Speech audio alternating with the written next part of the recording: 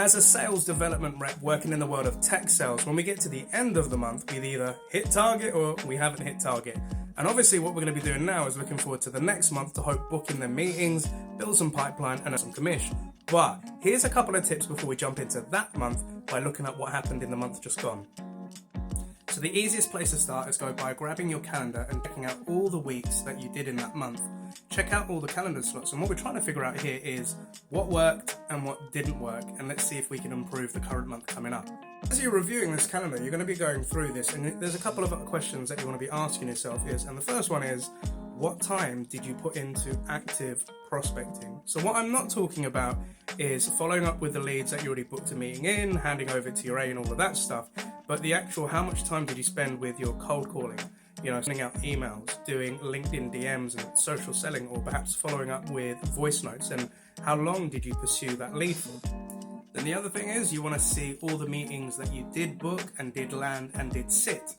The question is, why did they sit? Was there a good follow-up and handover to your account executive?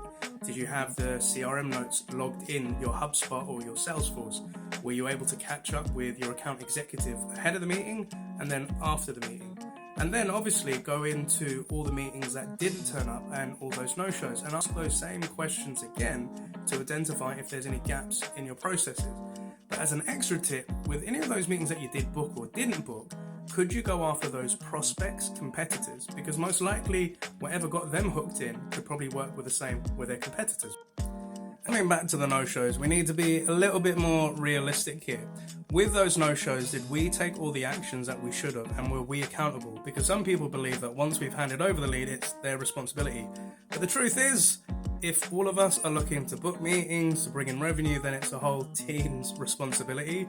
No gaps that should be within your process, especially if you're working with your counterpart. But then the other question is, reviewing these meetings that didn't book or didn't convert, were they truly in our ideal customer profile? Were they the type of companies that we should be going after because we've already got a whole bunch of customers that already look like them? Or were we just booking a meeting because we wanted to book meeting and earn commission? Trust me, I've been there, I've done that, but that's not what we should be doing, right?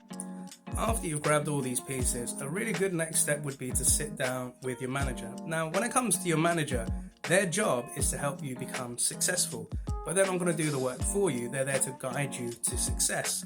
So if you can come to them with kind of ideas that you're going to be going in for the new month, but at the same time, we also know, being a former manager, that some of them are really busy.